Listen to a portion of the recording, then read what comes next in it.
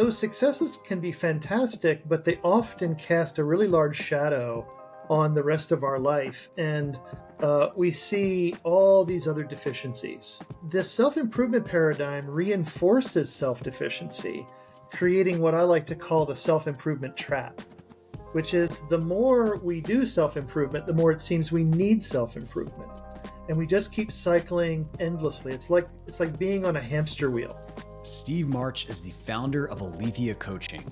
In this conversation, we talk about how self-improvement can actually be a trap that sucks the joy and enchantment out of life and can even result in worse outcomes.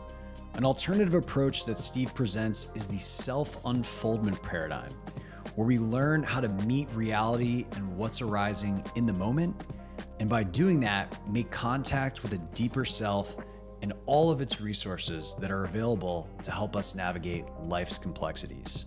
Steve's ideas and approach to packaging them are revolutionary and may just be what humanity needs right now. Before we get into this conversation, I want to ask you to join this amazing community of consciousness explorers. This whole idea of pursuing expanded consciousness and the boundaries of human potential while living a modern life is relatively new, which is why we interview revered masters, teachers, experts, and practitioners to help you on your own journey. To stay up to date on the latest conversations, simply click subscribe below and you'll be notified each time a new episode comes out. I am so grateful for all of your support and comments. I love reading them. Now let's dive into this conversation. Hey, Steve, how are you? I'm doing really well, Scott. I'm very, very thrilled to have you on the show. Maybe to start this conversation off, a lot of our listeners, myself included, have a storied history of self-improvement, of trying to get the most out of their life, get the most out of themselves. And I've heard you talk about a very big distinction between improvement and unfoldment. And I think maybe we could start the conversation here. Yeah, this really is one of the central distinctions in our work. And, I'm right there with you. I spent a lot of my years, decades really being on the self-improvement path and even being a self-improvement coach. The coaching field in general is very much oriented around self-improvement. Self-improvement is great. Self-improvement is a really positive intention that we all have. We look around at our life, we're unhappy, maybe we feel something is missing. Something is missing in our relationships or our health or our careers or, ourselves. And of course, with every good intention, we want to address that. We don't want to feel like we're living a life that's deficient in some way. And so, as I started my coaching career in 2000, and so, the first probably maybe about decade or so of my coaching career, I was on the self-improvement path and I was trying to coach and help people to improve themselves. Of course, we weren't calling it self-improvement. I was calling it adult development at the time. And being very inspired by a whole host of approaches to adult development. But I noticed something that really started to bother me. And what I noticed was that no matter how hard you work at self-improvement, it seemed to reinforce the sense of deficiency rather than sort of alleviate that sense. And as I started to look at that more and more about why is that?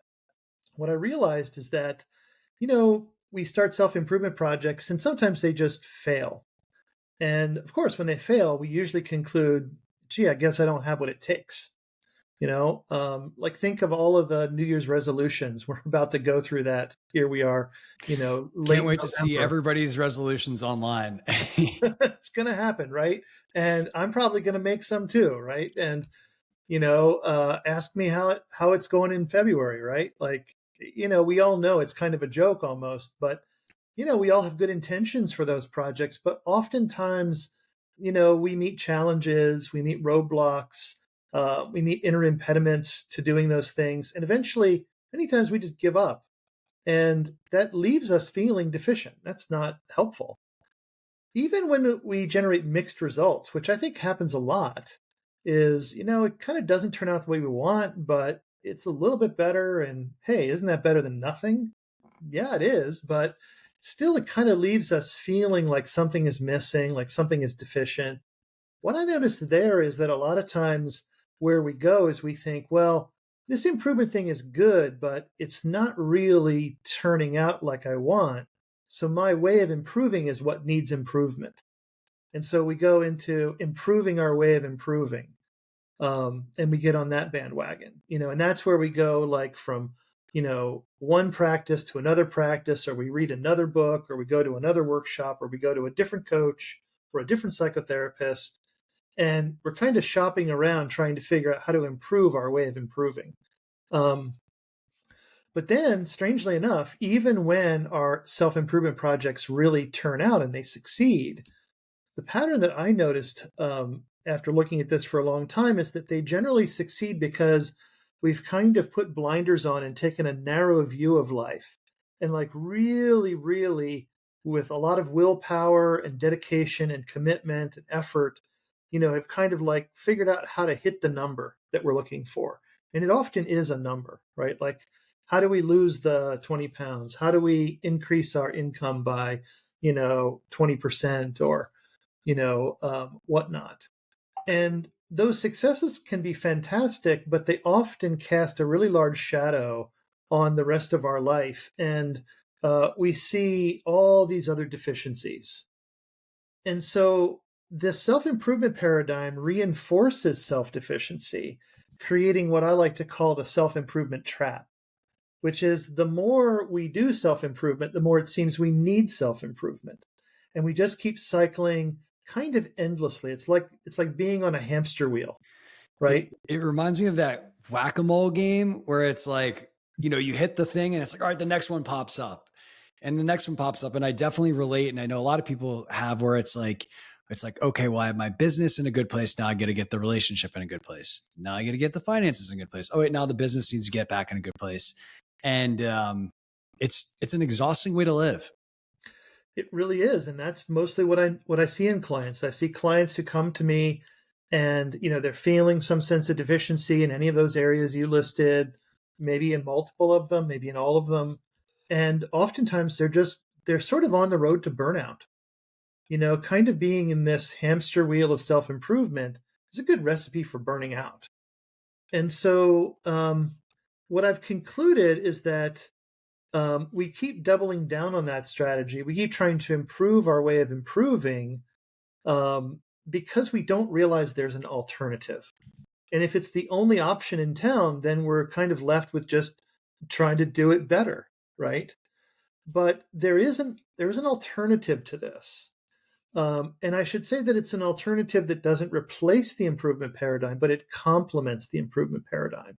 And it shows us that there are things in life that we want to take an improvement approach toward, namely the building of skills. But when it comes to self improvement or self development, really switching into a wholly different paradigm is a better way to go. And that's what I call the unfoldment paradigm. And in the self improvement paradigm, the kind of central question that you ask, or that an improvement coach might ask, is what is missing?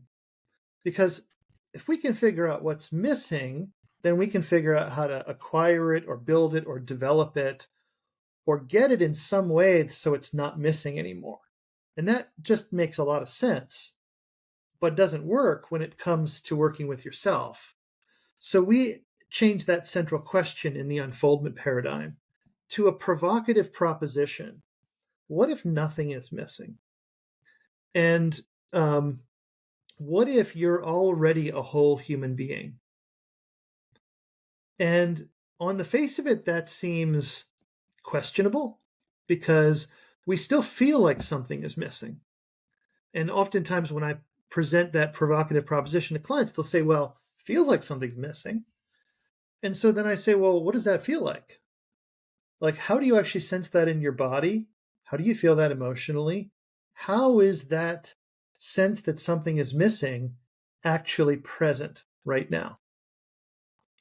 And oftentimes they can talk about, a sense of a hole here, or a something missing in their chest, or maybe a depression or a collapse, or it shows up in a bunch of different ways. But notice that what now has happened is we've stopped talking about what's not here, and we've started to talk about what is here. What is here is our embodied felt experiences. And in the Aletheia style of coaching, what we do is we work to actually follow and unfold what we have direct contact with in an ever deepening way. And what that does is it deepens our self contact. And when we have deeper self contact, we land into an embodied recognition of our innate wholeness, of our innate resourcefulness, of our innate creativity and wisdom. And that is the resolution to that sense of deficiency. So when we feel some sense of deficiency, which I've understood from working with, I think, probably about 1,500 clients at this point over the last 23 years, that uh, this sense of background prevailing self-deficiency is really an epidemic in our world. We all feel it. And when we feel that, it's actually an indicator that we don't have a deep enough self-contact. And so that's essentially what our approach to coaching does, is we work with what's here in a deepening way to deepen contact with ourselves, with each other, and with the world around us. And what we find is a sense of innate belonging, a sense of capacity, resourcefulness, creativity. And as I like to say, what we find is that we're natives in the habitat of complexity. And as human beings, we know how to navigate complexity. Now, navigating complexity unfolds and emerges in a way that's never a straight line from A to B. And oftentimes in the improvement paradigm, what we're trying to do is have a straight line from A to B. I don't have this. I want it. I need it. How do I get from here to there? And it's attempting to work in this more mechanistic, linear fashion, and without very deep self-contact that keeps us churning in this exhausting cycle of self-improvement. I I greatly appreciate that depth of distinction. And a question that came up for me is, at what point in grounding someone into their present moment experience does someone have that understanding of wholeness? That what does that feel like? Because I mean, I think a lot of spiritual teachings talk about concepts like the true self, the awareness behind all the feeling, the sensations arising. What does that like aha moment usually look like for someone that is doing an unfoldment process? It happens in so many different ways. And in fact, sometimes it happens without the client even knowing it until the coach asks a question like, as you sense yourself, does it feel like anything is missing? And clients will pause. And I've even had clients start to tear up at this or I've had clients, say, wow, or something like that. That it's like, it sort of dawns on you, oh, actually, no, I'm landed deeply into myself in deep self-contact. You could say into the true self, that terminology could work. But what it feels like is it feels like nothing is missing. Now, that doesn't mean you're omnipotent or you have superpowers or anything like that. It just means that you really recognize that you're rooted and grounded in the world in a way that you have capacity to navigate. And very often, when we land into our wholeness, we don't land into wholeness in a generic fashion. We land into wholeness as a kind of resource or a resourcefulness, an expression of capacity. like we land into compassion, or we land into love, or we land into courage or strength or peacefulness or joy or passion, um, or perseverance and will, um, or we land into value, like really feeling innately valuable. So many of us are struggling with things like lack of self-worth or lack of self-esteem. So when you land into yourself in your wholeness in one of these capacities, you don't feel those lacks. You feel like you do have a sense of value, and it's not a value that you transacted for. Like you really did something and they said, wow, that was a great job, and paid you money. That obviously can still happen, but you land into the recognition that as a being, as a human being, you are innately valuable. And when you feel that and you embody that, you tend to step into the world in a really different way. There's a different foundation that you stand on in the world, in the business world, um, in the world where we often transact for value. And uh, so there's a lot of diversity in terms of how it actually feels, but that's a flavor of it. And I think this covers or kind of alludes to another question that people may have, which is, yeah, this all sounds great, feeling love for myself and whole, but how is this actually going to make me pay my bills next week? Or how is this actually going to make me get the promotion that I want? You know, and I would be curious as to maybe someone who's kind of thinking in terms of the self-improvement paradigm, like how they should conceptualize the unfoldment as actually being, you know, something that can support even better worldly results. Yeah. So coaching fundamentally is action oriented. That's one of the distinctions between coaching and many forms of psychotherapy, although there are action oriented forms of psychotherapy as well. And when I start to work with a client, one of my first questions is essentially, what possibility are you pointing yourself to in life? Is it, getting into an intimate relationship if you're not in one? Is it getting a job or getting a promotion at work? Is it being able to afford buying a home? Like what is the possibility you're pointed towards? What are the actions that you can take to take steps towards realizing that possibility? And then the next question is, what are the inner impediments you're experiencing that are undermining your capacity to take that action, undermining your capacity to move in that direction?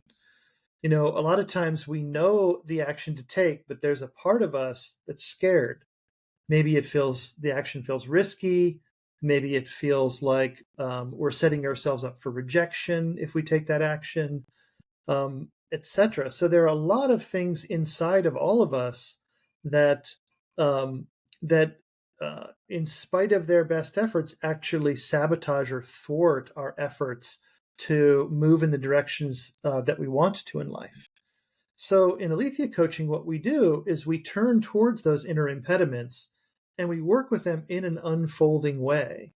And as we do that, what happens is those parts of us, when we work with them, and when they feel fully seen and understood and loved and valued exactly the way they are, they spontaneously begin to relax and open up, granting us access to a deeper self contact. And as we deepen self contact, not only are we less inhibited by those inner impediments, but we also feel more deeply resourced to be able to take those actions. So a typical coaching conversation has an arc that goes from feeling impeded at the beginning, like knowing a sense of direction, but feeling like I can't quite, for some reason, I'm not able to get there, to at the end of the coaching conversation, feeling less impeded and more resourced to be able to take those actions. And so that's essentially what we're doing, how we're helping people to develop and unfold themselves, but in the context of being in the world and navigating the complexity that they face. I imagine a lot of people, when they have this experience of that innate wholeness and moving through the world from a well-resourced place, they ask, well, how can I just be like this all the time? How can I just embody how I feel at the end of a coaching session? How would you respond to that? Yeah, that's an obvious sort of hope. Um, but here's the thing. Um, uh, I was just talking about the way in which we all have different parts of ourselves. And this distinction of parts is really central to our work. In fact, this is the shallowest depth that we work at, and then we go into many more depths. Parts always have a good intention. We have parts of us that are hurt and parts of us that act in protective ways to try to prevent us from ever feeling hurt in that way again. And protector parts have a good intention to prevent us from feeling hurt in this way. Um, However, oftentimes when protector parts act in protective ways or defensive ways, they unconsciously and unintendedly sabotage us um, and undermine and thwart our efforts. And they do this in a variety of ways, and they're very specific to each individual. But in general, when our parts are leading the show, we feel very fragmented.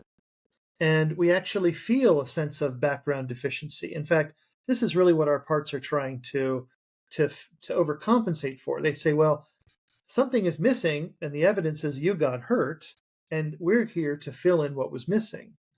So a lot of times parts step in and they try to take over and manage things. So the example that you give of a client that goes to a coaching conversation, lands in a resourced place at the end, and then says, I want to keep this. I want to grab a hold of this and stay here. The question is, what is saying that, or what is attempting to do that? And what is attempting to do that is a part. And so when the part tries to grab that and keep it the same, well, life is going to undermine that. Life is going to pull the rug out from underneath that. And inevitably, even that part getting activated is going to pull you out of wholeness. When you're identified with a part, you're not actually in deep contact and embodying and owning your wholeness. So really, rather than trying to grab a hold of it, what we learn to do is we learn that there's no way to make it stay, but you can catch that a part has been triggered that has pulled you into a kind of fragmented self sooner than you may have in the past, and then learn how to enact the shift from that into deep self contact, where then you can respond to what's happening from a sense of resourcefulness and capacity. So it's more like we learn to do that move more fluidly and faster than it is taking the result of a coaching conversation and grabbing a hold of it and trying to keep it there. Because here's the other side of this. That result, let's say it's compassion. Well, compassion is beautiful when you face suffering. That's exactly how you want to be with suffering. But let's say you're facing a situation where a boundary has been violated that you really care about. Compassion is not the appropriate response to that. Instead, you want a response more like landing into a capacity of strength, a kind of inner capacity that we have for reasserting a boundary that's been violated. So life is so diverse that it's constantly asking us to bring forth different inner resources ongoingly in this kind of flow. So by reenacting this shift again and again, we can keep landing into the exact resource that this moment is calling for. So we want to just flow with that. Yeah, it makes me think of, the word anti-fragile. Yeah, right. It's like you can dynamically and spontaneously respond and meet life in an effective way that allows you to A, feel good, and B, be well resourced. Yep, that's exactly it. That the parts attempt to grab a hold of that capacity and resource actually becomes a fragile strategy, right? It becomes brittle in a certain kind of way. And so the far more resilient strategy is to, is to keep recentering yourself back in wholeness. We could talk in that language too. You could look at just the way that you walk to notice that there's no way to stay somatically centered as you walk, that there are ways of shifting our weight and becoming off center or off balance for a moment, but we don't even notice it because we so quickly return to center or balance. And so there is this kind of highly dynamic way that we can be in life, somatically in our bodies, in our relationships, in our jobs, etc. And that's really what life demands. Well said. Can you talk about the difference between poetic attunement and technical attunement? Yeah. So, when I outline this distinction between improvement and unfoldment, a common question here is, well, how do I make this shift? And what you just named is often the first step that I talk about. We shift from attuning to our world in a technological way to attuning in a poetic way. And here's the thing. If you even just in this moment, like look around the room that you're in or the space that you're in, and notice that everything shows up to you in a particular manner. And it shows up and occurs according to how you attune to it. And attunement is a little bit like, you could think of a metaphor like tuning a radio station. If you tune to a different station, you get a different experience, right? Many of us fail to understand that there is this degree of freedom in human experience that we can attune to our world in different ways. And that historically, if we look back into the history of being human beings have attuned to the world in many different ways over time. But we tend to live in an age in which the default way to attune to the world is a technological one.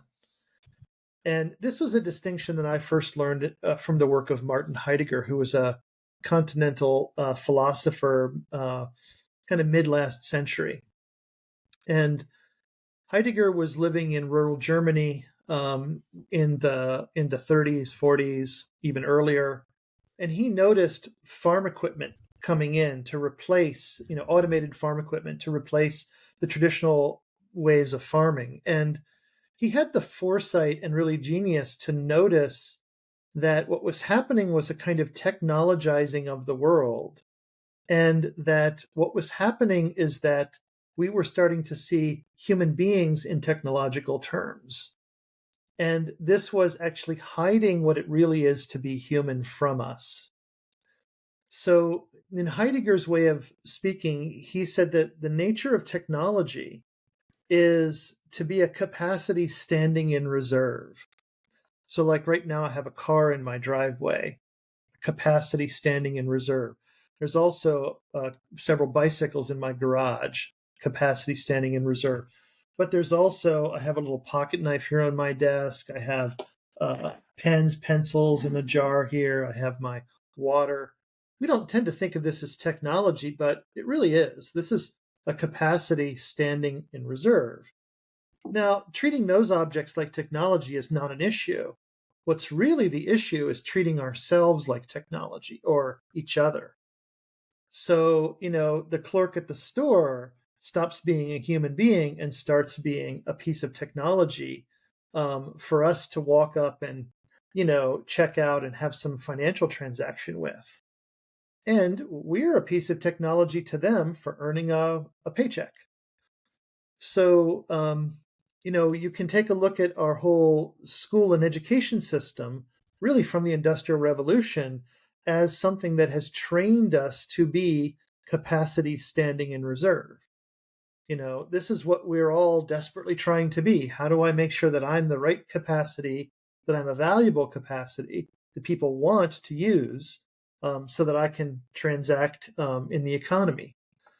So I think if Heidegger were alive today, he would say that what he saw in rural Germany in the 30s and earlier has really come to pass. We live in a highly technologized world. No one can Yeah. deny that. And I was going to say, yeah, the way that when I first heard you talk about it, the way that I conceptualize it was seeing things as a means to an end. yeah, right. Like I remember I had a friend reach out to me about my podcast, and they're like, your podcasts are great, but like, I'd love if you could like distill like all of the top takeaways of spiritual people so that I could get the most out of that podcast in like under 30 minutes.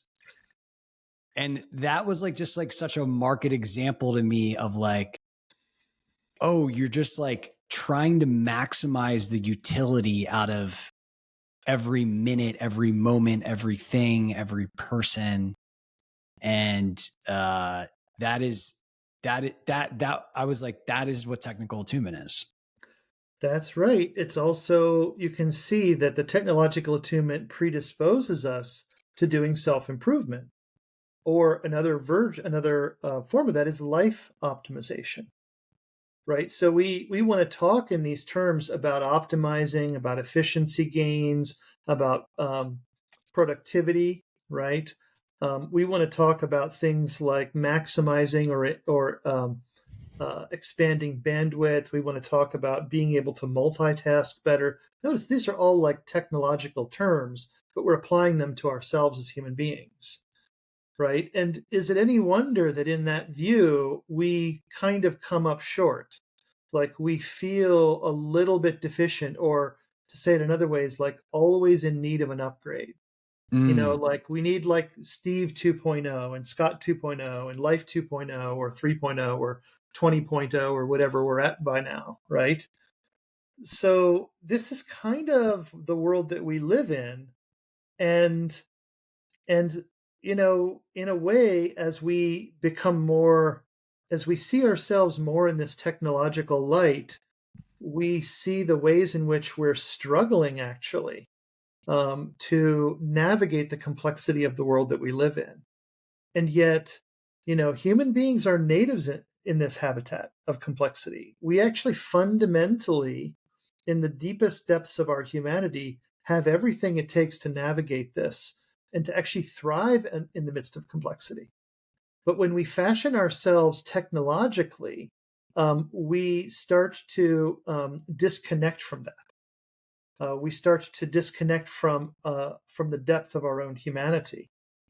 So Heidegger proposed this solution, and the solution, he said, is to shift from a technological way of attuning to a poetic way of attuning, to actually noticing that what a human being is like walking poetry.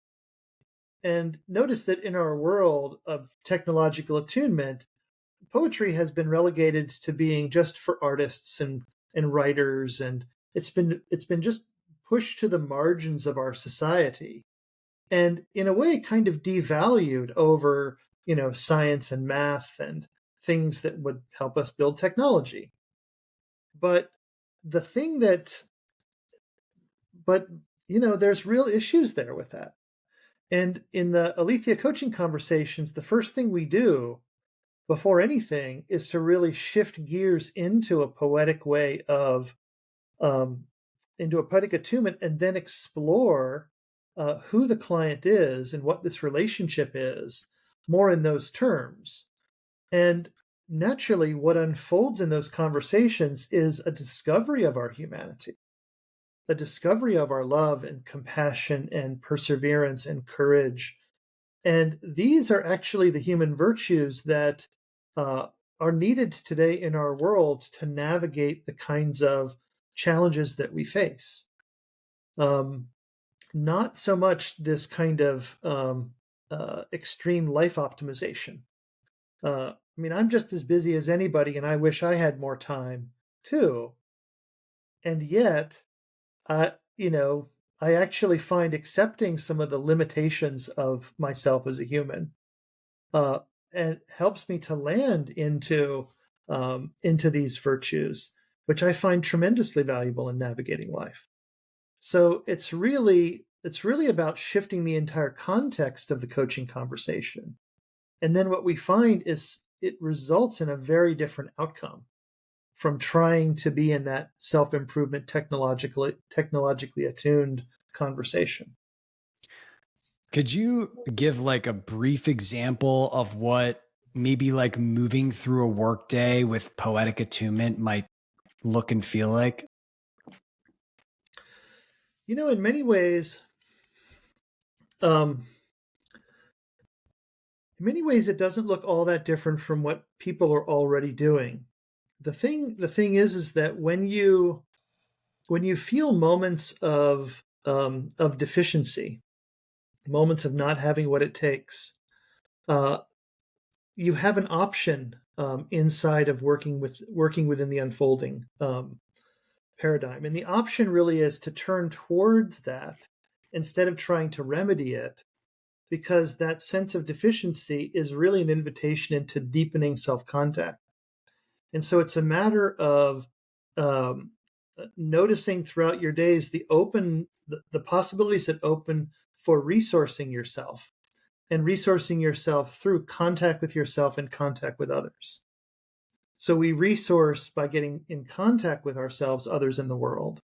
And so you find yourself continuing to move in that direction as you navigate your life.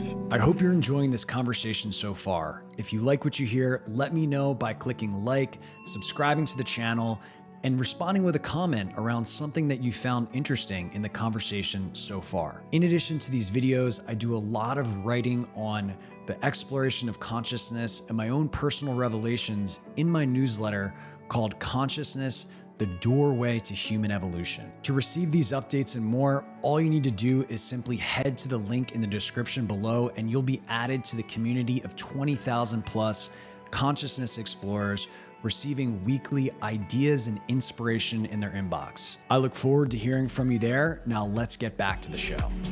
What comes up for me is really noticing the shoulds, because those are often technical in nature. Like back to a podcast example, it's like, that sounds like fun to listen to, but this one's probably going to get me ahead in life.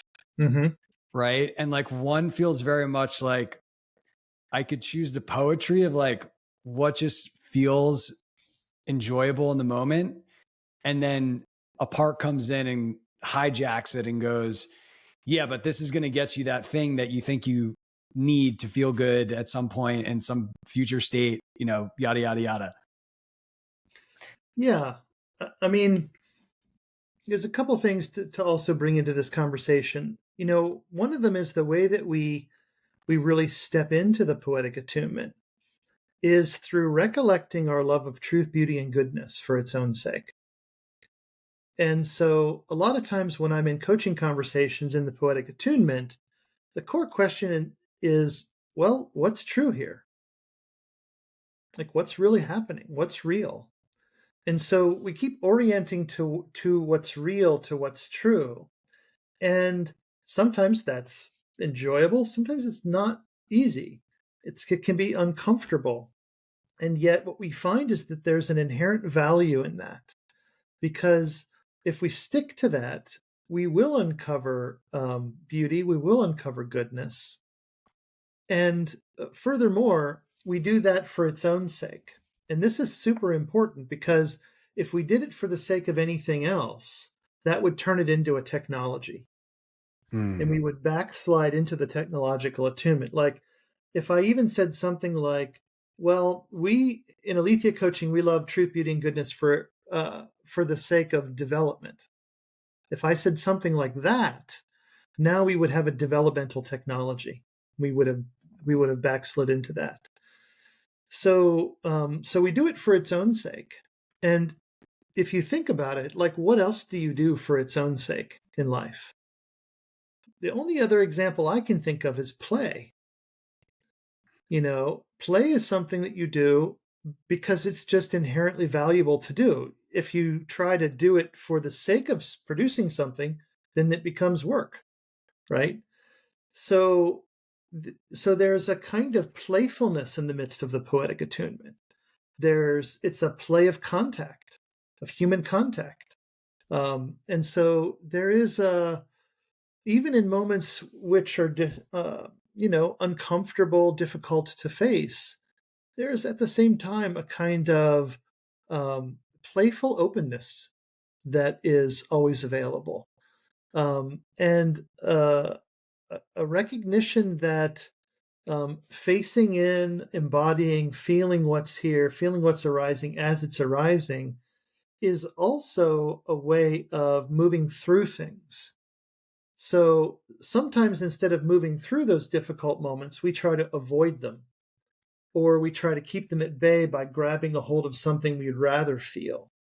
Um, and this sense of needing to avoid certain feelings or indulging in other feelings tends to be rooted in the sense of self-deficiency, that we can't actually handle certain feelings, so therefore they must be avoided, or we must or we need to hang on to certain other emotions because we're deficient. So the other way that life is lived is with a lot less avoidance, a lot less Mm. experiential avoidance, a lot less need to indulge in certain feelings as a defense against feeling other things. So it's a more fluid way of living in a certain sense. That resonates immensely. What are the most common objections that you get from people, clients, as to why like poetic attunement is not realistic? Moving towards a more poetic attunement, just, I mean, how can I possibly do that? Well, usually it's when I start talking about the second principle. So the shift from technological to poetic attunement is really the first principle of Aletheia coaching. The second principle is usually the one that raises eyebrows. And the second principle is shifting from having improvement agendas to letting be, letting unfold. And when people hear letting be, they typically hear something like giving up. Mm. It's like, well, I can either improve it or I can give up and just accept how it is. And that's a real misunderstanding of what letting be, letting unfold actually is. And so a lot of times that raises eyebrows, and people think, well, I just can't let this be. I mean, if you think, there's a whole lot of things going on in the world that are horrible, and we can't just let those be. That's usually the place I get a lot of intuitive opposition. But then I say, well, have we been trying to improve those things? Yes, we have. How's it going? Oftentimes not very well. So the thing is that there are actually two different sources of change in the world, at least two. The first are the changes we make happen. I remember being in an executive staff meeting at a company in oil and gas industry that I'd been working for probably for about 4 or 5 years as a consultant. And I had a lot of trust with this executive team. And somebody in the meeting said, "Well, we all know if we don't do something about this, nothing's going to change." Now, on the face of it, that seems like a pretty reasonable thing to say. Like, you could imagine anybody saying that, right? If we don't do anything about it, nothing's going to change. And I had the gumption in the meeting to say, I want to challenge that. And I said, and they agreed. And so I said, okay, for the next minute, nobody change anything. And I got my phone out and I started a minute timer. And I timed it. We just sat there for a minute. And at the end, I said, how did you do? Who was successful? And not a single person raised their hand. And we had a really fantastic conversation that unfolded from that. And I said, well, what happened? And they were like, well, all kinds of things were changing. I was feeling different things. I was thinking, what is Steve doing with this? All kinds of stuff was going on. And I said, that's the point, is that there's another source of change, which is the emergent properties of complex systems. And that can be understood as action without an actor. So no one is doing it, but yet there is action. Mm. And the thing is that that's the kind of source of change that powers the unfolding paradigm. And the vast majority of transformation that any of us has ever experienced like greater than 99%, is as a result of that source of change and transformation, not as a result of improvement projects. It's so counterintuitive, but it's also undeniable. I can't help but think of a recent example in my life where I was trying to figure out what to do with this business idea, and one of my patterns is trying to figure things out. And so I finally was able to notice that I was doing that, and I was like, you know what? I'm just going to drop this, and like wherever this thing wants to go, I'm going to just kind of go with it. And then the next day I got introduced to someone who gave me the exact information I needed to move the thing forward. And it was just a classic, like, universe, amazing, like all wonder. And it really questions this kind of illusion of control that we have. And this source of change is often what thwarts our good intentions with self-improvement projects, because we're trying to make this or that happen exactly in the way that we want it to happen. But this other source of change is constantly there, working its magic, moving things are unfolding, things are emerging, things are changing.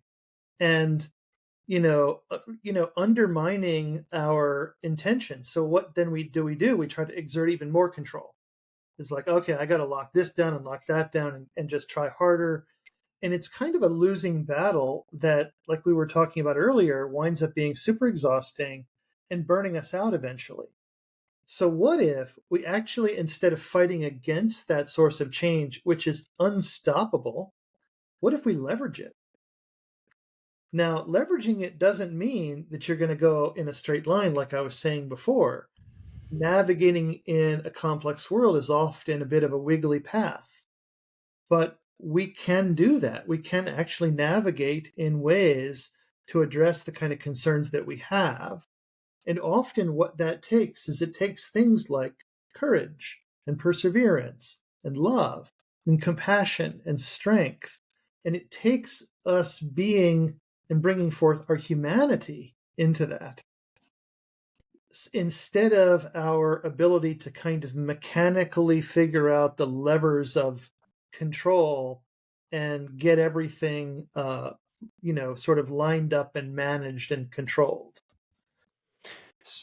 Makes complete sense. So, I mean, practically speaking, if you were to try to employ this source of change, kind of the universe, the universe of things outside of yourself that are moving, evolving, growing, what does that look like? Is that like a noticing how something, the form it wants to take? Like when would we see an opportunity or notice, hey, actually it's time for me to maybe contribute and step in or be a steward in this situation or take an action here?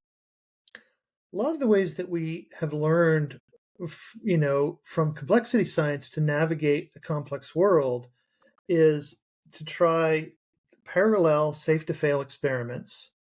It's like you don't know how to get from A to B. You don't know exactly what will work and what will fail. So you don't want to try something where you bet the farm, where failure would be catastrophic. So instead, you take some experiments. You try to move toward the goal in a variety of ways. You see what works and what doesn't work, and you amplify and pursue the pathways that seem to be more workable, and you dampen and sideline the pathways that seem to be less workable. And so, in this sort of action oriented way, as I was saying earlier, it's like you start to step in, take these actions, work with the inner impediments that surface that maybe feel like certain actions are too risky or in some way or another. And you just keep cycling through that. And as you do that, you are learning you're learning about the complex systems that you have to navigate. You're learning about the office politics. You're learning about your family dynamics. You're learning about your body's capacities. Let's say as you're getting older, things are shifting and changing. And that just simply makes your next experiments more intelligent. That there is a way in which, as you do that, you're availing yourself of wisdom. And, our culture has almost forgotten about wisdom. Our culture is so knowledge focused. And so, this unfolding approach is really a way of opening to the wisdom that is self-arising and available for us to navigate the complex world that we live in. How would you make the distinction between knowledge and wisdom? Think of knowledge. Think of knowledge a little bit like content, right? So, our world is very content oriented, right? Here we are, even the two of us making content right now, right? So we're participating in this. Um, I've started to call content false contact because I Interesting. actually, I actually believe that what we're wanting when we reach out is we want contact. We want contact, human contact, and but we're going for content. And notice what happens: we digest this content, and then that one didn't feel like it was quite it, so we click the next link that shows up. And we go into this sort of cycle where, and I'm as guilty of doing this as any of us, but we go into this cycle where we flow through the internet click by click by click. um, that can get us a lot of knowledge. We have a lot of knowledge at our fingertips these days, but it doesn't exactly give us wisdom. And wisdom isn't something, um, isn't content, although wisdom can be written down and turned into content. But notice when we do that, it often stops being wisdom. So wisdom is a kind of knowingness about how to navigate the situation that we're in, that actually comes from being in true contact with the situation, being in contact with ourselves, being in contact with the others we're with, being in contact with the environment that we're in. And so it's actually being in that moment, embedded in that present moment, and with deep contact, that the wisdom of how to navigate that shows up. It's so true, and again counterintuitive, that in my experience it's almost like you have to there's a like a learning process of the information, the answers, the resources that you need will appear spontaneously in the present moment, increasingly as you become comfortable living like that. And it seems almost like a scary idea, like a irresponsible way to live, um, from a knowledge perspective, if you were to read about this. But as you kind of like dip your toe in the water and then start to go to like knee high and then waist high and then neck high, like you're like, wow, like I can do this. In fact, this actually is giving me a way better experience than the other way. It's more adventurous, that's for sure. Um, I mean, it's also, it's enlivening. I Yeah. think when we try to overly control our lives, to follow a particular path the way we envision it, to get it to go the way we want it to go, there's a lot of good intentions in that. That's not a question at all. It's really, what is it like to live life like that? What is it like to constantly be fighting against this sort of, emergent change that keeps undermining your plans, and it's exhausting. Life becomes almost like disenchanted in a certain kind of way. It becomes flat. We wind up feeling a lack of passion eventually, a lack of engagement. We feel a lack of creativity, um, a lack of fulfillment. We get exhausted, we get burnt out. I mean, these are just almost like a list of the common things that coaching clients come to us with, right? Is they're experiencing all of this. And what we're offering them is not a predictable, here's how to get there. It's more like, what if you take this view of yourself in life? What new actions open up here? And what starts to open up in my experience is life becomes re-enchanted. There's Mm, an enlivening. Life becomes more adventurous. Um, yeah, there's still lots of uncertainties, but in fact, you have a different relationship with those uncertainties. There's still anxieties, but you have a different relationship with those anxieties. You just realize, well, yeah, of course I'm anxious because I don't know how this is going to turn out. And instead of feeling like that's a signal of something wrong, you just realize that that's a signal of how life feels when you're doing something new, right? mm. So it's like a whole different relationship that you have with life that I find much more rewarding in a certain way. And yeah, you still have to plan for your retirement, and it's good to save money, and there's you still have to be prudent in certain ways. But that all becomes part of navigating the complexity, which includes your future. So so those are I kind of contrast these two in that way. Yeah. Yeah. It almost makes me think about like one is like a rote march and the other one's like learning to dance.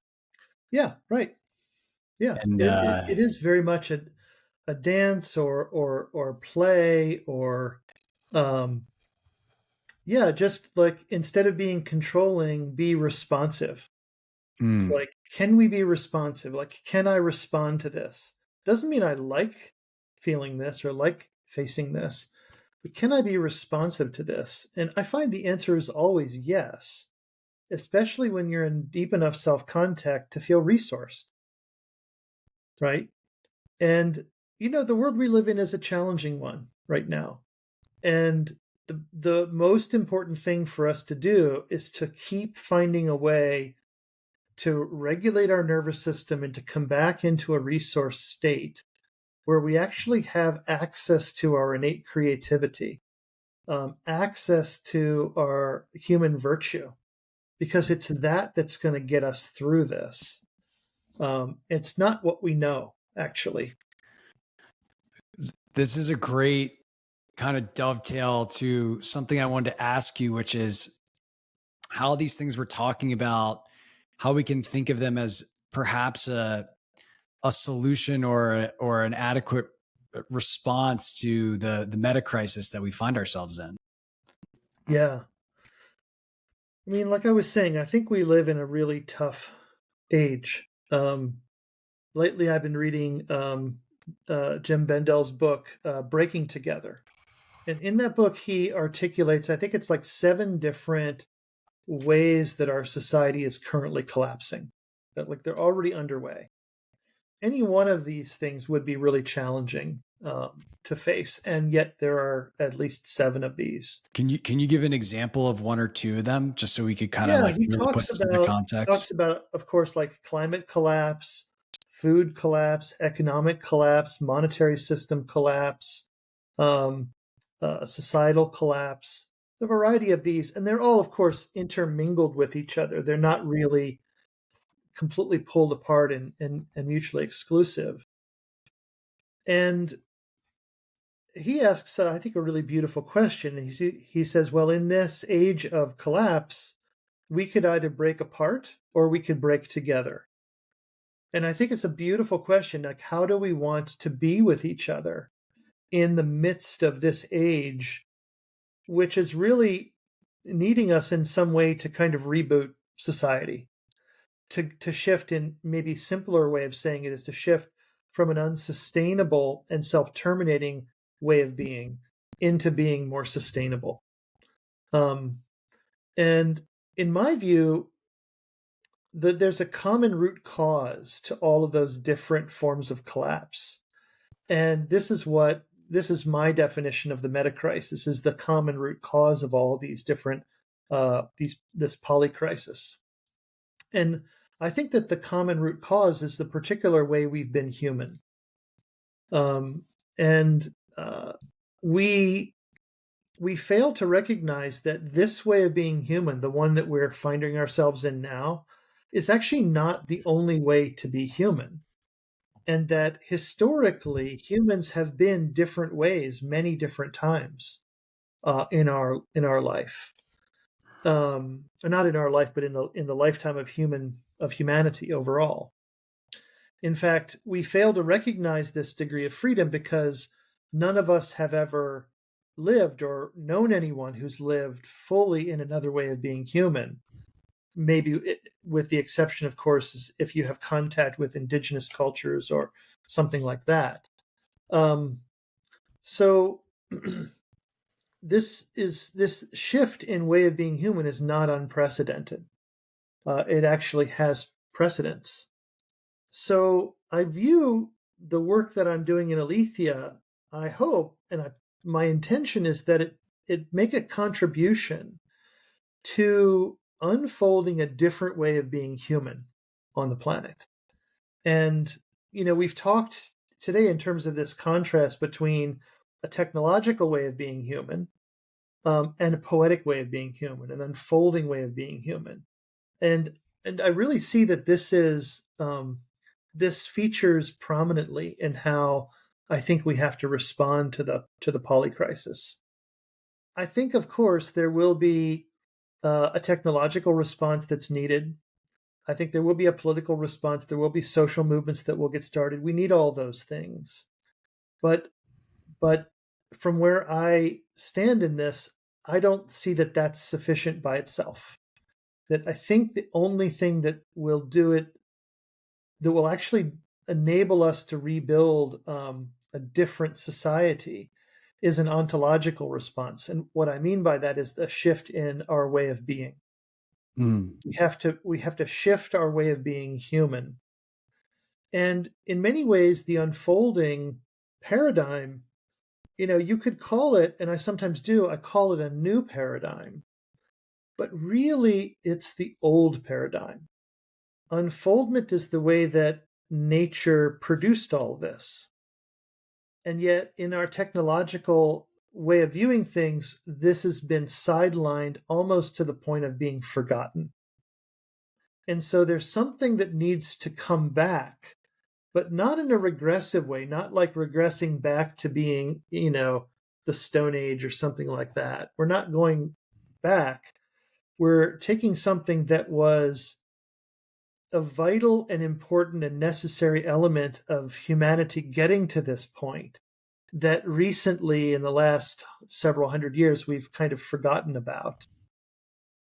And in the space of that forgetting, the whole industrial revolution, oil and gas, etc., has all come in, and now we have to reintegrate that back in, and that will take us further into the next kind of being human, into the next kind of human society.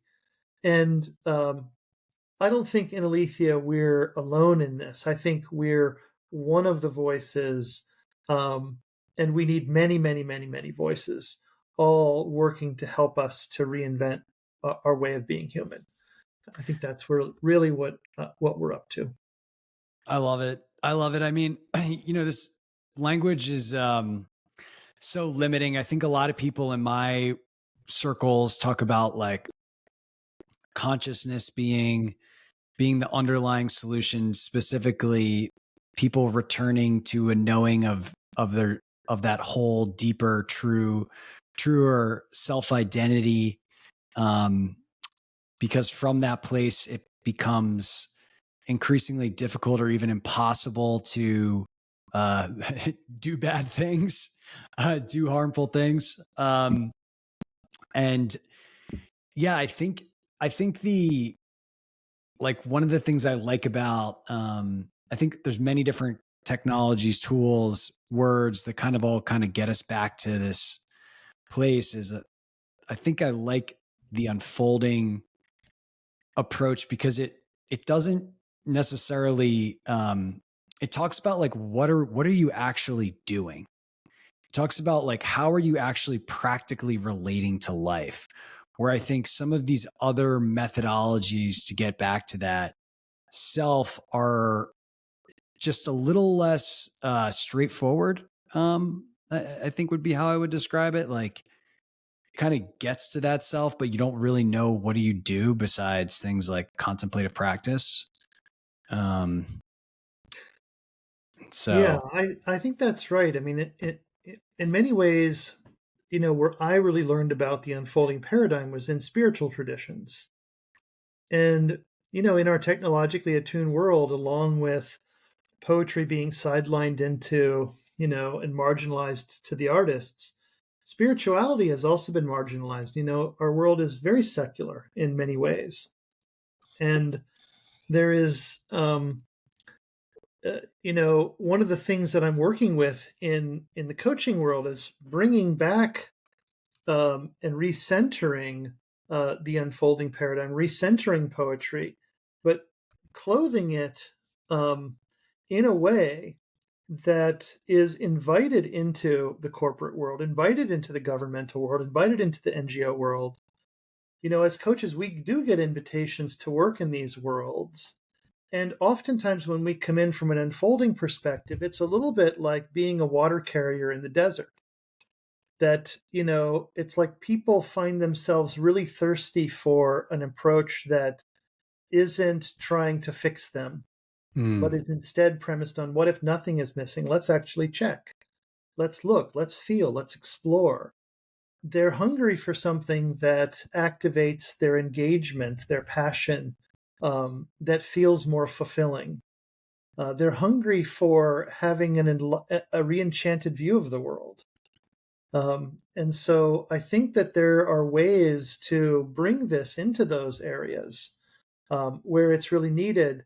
And we as coaches are invited, whereas many times, spiritual teachers don't get the same kind of invitations.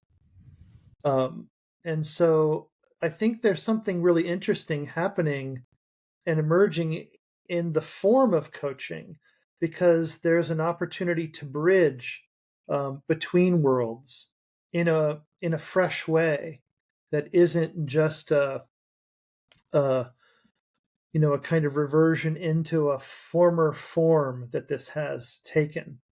But clearly, Aletheia and we're the inheritors of what people have carried for a long time in spiritual traditions, and so that's also really, really important to acknowledge.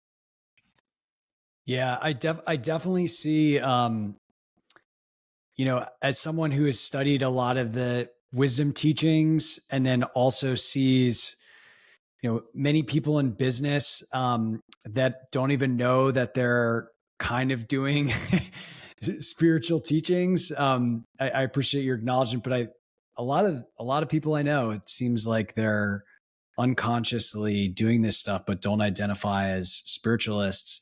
Well, Steve, we're so grateful for you coming on the show. I want to give you the opportunity to tell people about where they can find more information about Aletheia, maybe taking the training, finding a coach, things like that.